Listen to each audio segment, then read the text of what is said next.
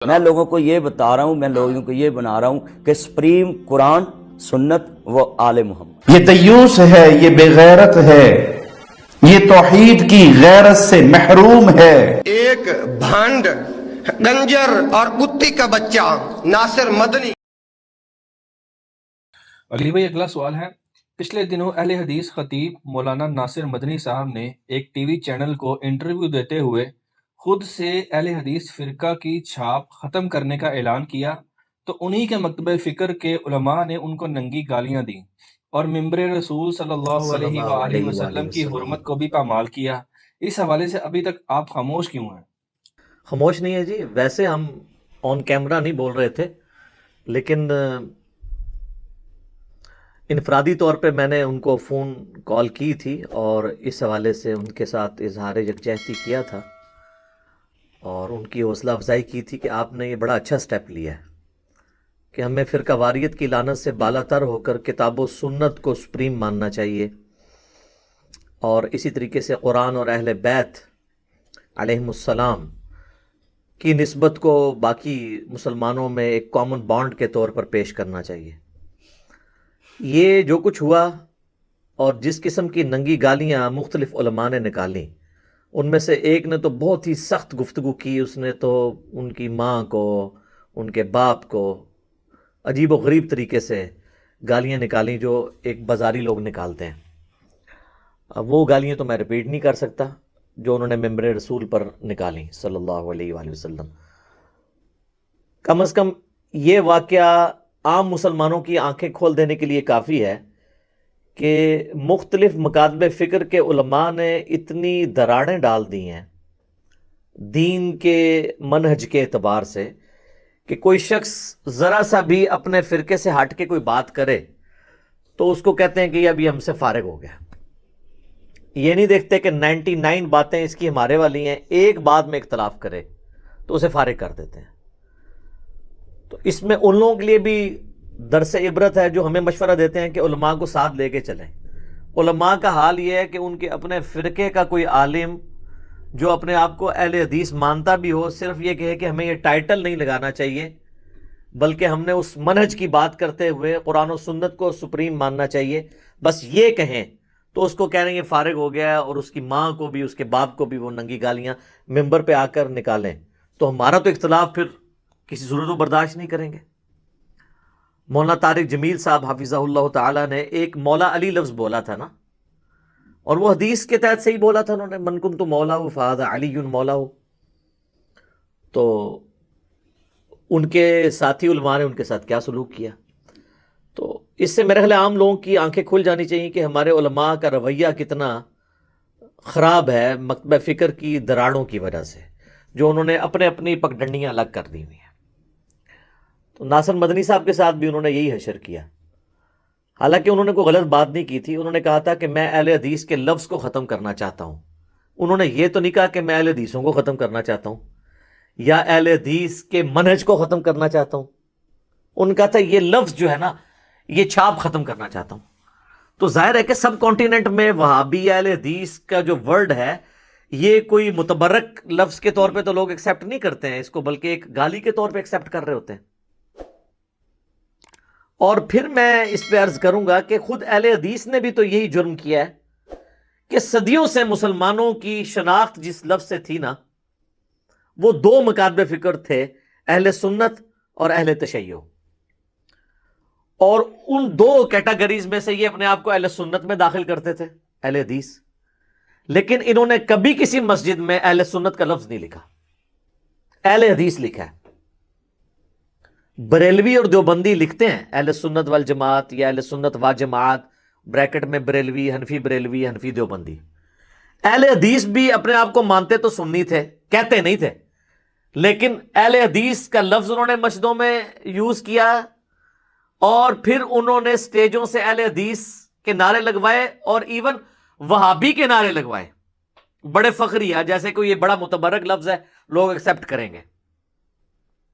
اہل سنت کے لفظ کو انہوں نے پس سے پش ڈال دیا، تو انہوں نے بھی تو اہل سنت کے لفظ کو ختم کیا۔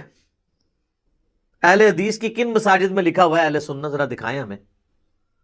ان کو نہیں پتا تھا صحیح مسلم کے مقدمے میں امام مسلم نے اہل سنت کا لفظ یوز کیا ہے، امام ترمذی نے جامعہ ترمذی کے اندر اہل سنت والجماعت کا لفظ استعمال کیا ہے۔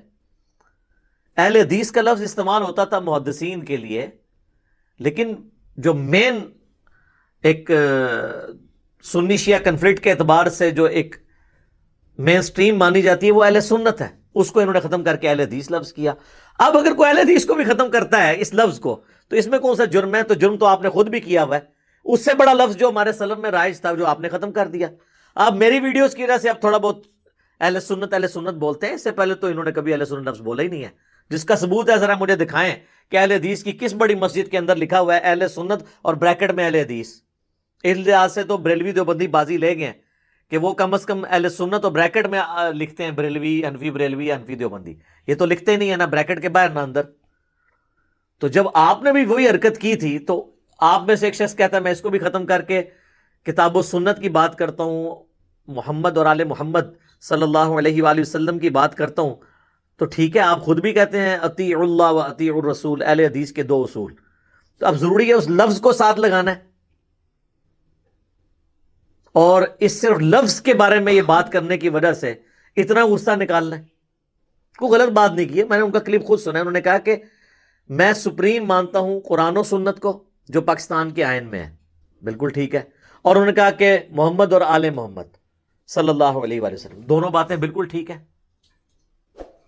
قرآن و سنت کے حوالے سے تو المستدرک للحاکم میں صحیح سند سے یہ حدیث موجود ہے کہ اللہ کے محبوب صلی اللہ علیہ وآلہ وسلم نے حجۃ الوداع کے موقع پر فرمایا کہ میں اپنے بعد تم میں دو ایسی چیزیں چھوڑ کر جا رہا ہوں جنہیں مضبوطی سے پکڑ لو گے تو کبھی گمراہ نہیں ہوگے، ایک اللہ کی کتاب اور دوسرا اس کے نبی کی سنت، اور سنت آج کی ڈیٹ میں وہ جو صحیح الاسناد احادیث سے ڈرائیو ہوگی۔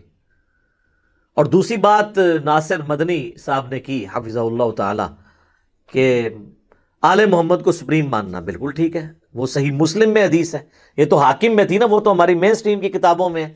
صحیح مسلم میں اوپر تلے 4 حدیث ہیں 6225 سے لے کر 6228 تک کہ نبی الاسلام نے اپنی وفات سے تقریباً 2.5 مہینے پہلے اپنے آخری حج جو آپ نے کیا، پہلا اور آخری حج تھا، اس سے واپسی پر مکے سے مدینے آتے ہوئے خم نامی گاؤں میں آپ نے خطبہ دیا۔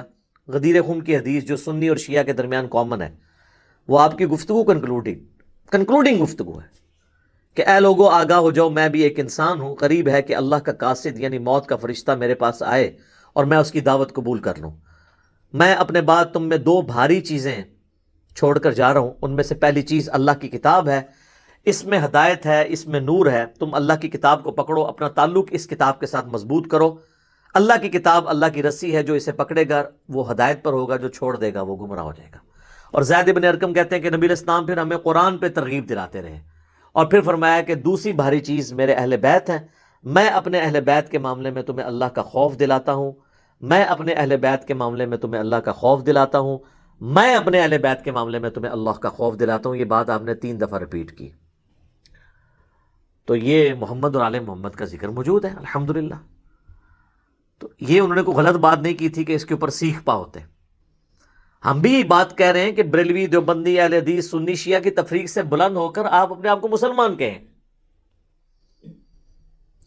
جو سورۃ الحج میں اللہ تعالیٰ نے فرمایا ملت ابیکم ابراہیم، پیروی کرو اپنے باپ ابراہیم کی ملت کی، ہوا سماکم المسلمین، جنہوں نے تمہارا نام اسم مسلم رکھا تھا۔ یہاں پر اسم کے طور پر ہے، صفت کے طور پر نہیں، تمہارا نام انہوں نے مسلم رکھا تھا، من قبل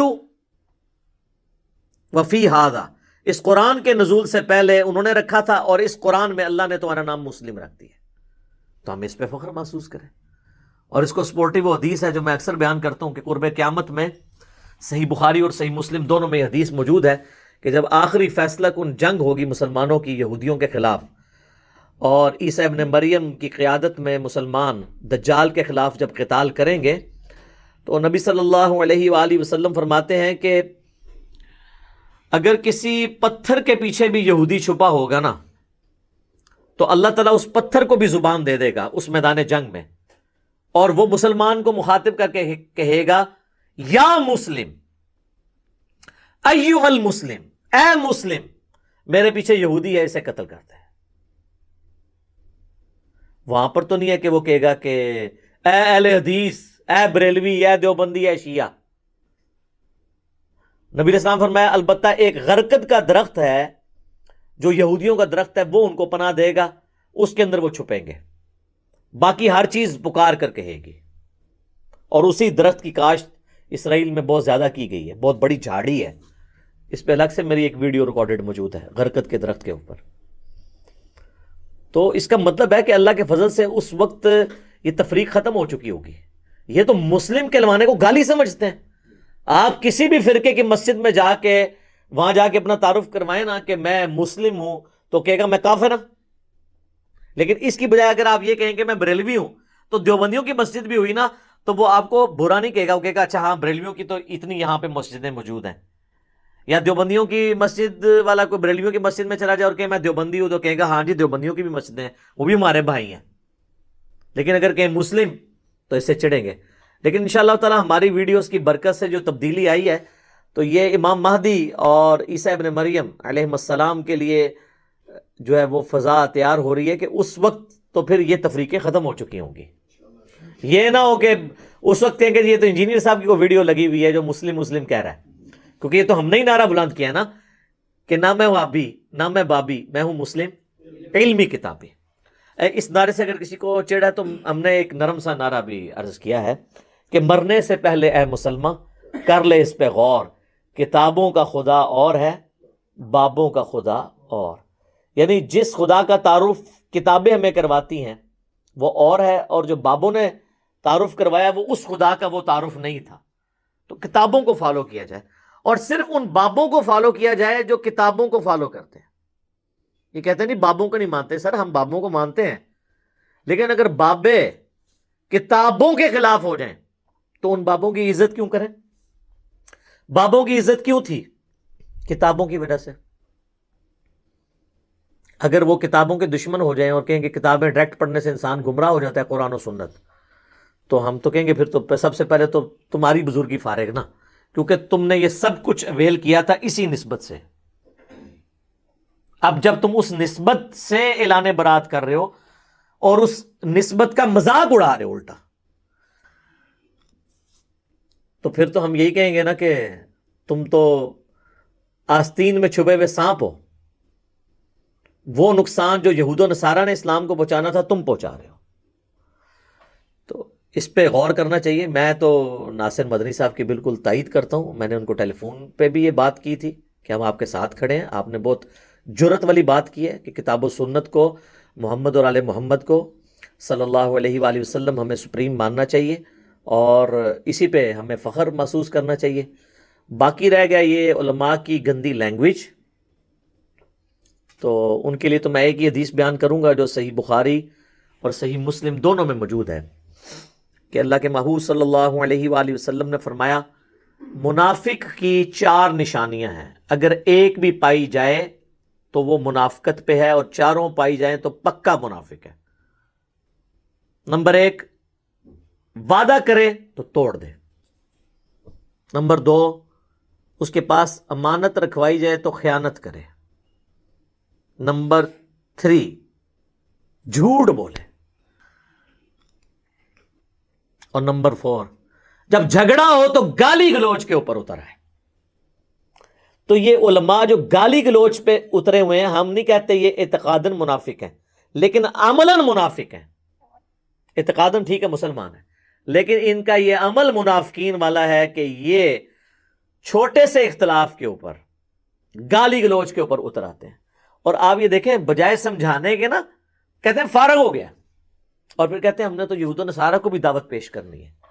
اپنے فارغ کیے آ رہے ہیں اور دعوت دوسروں کو دینی ہے. ہونا تو چاہیے نا اپنے لوگوں کو بھی اگر کہیں پہ غلطی لگی ہے تو آپ ان کی علمی اصلاح کریں بجائے کہ آپ ان کو گالیاں نکالیں جس طریقے سے یہ لوگ نکالتے ہیں. تو یہ تو ایٹیچیوڈ بالکل غلط ہے. اور میں سمجھتا ہوں اس واقعے نے ان کا جو میک اپ والا چہرہ ہے نا اس کے اوپر سے میک اپ اتار دیا ہے اور یہ بات بتا دی ہے کہ جب تک آپ مکمل ان کے فرقے میں یعنی ان کی ملت پر نہ آ جائیں یہ آپ سے راضی نہیں ہوں گے. لہٰذا اس طرح کی ویڈیوز کے بعد کم از کم مجھے مشورہ دینا آپ چھوڑ دیں.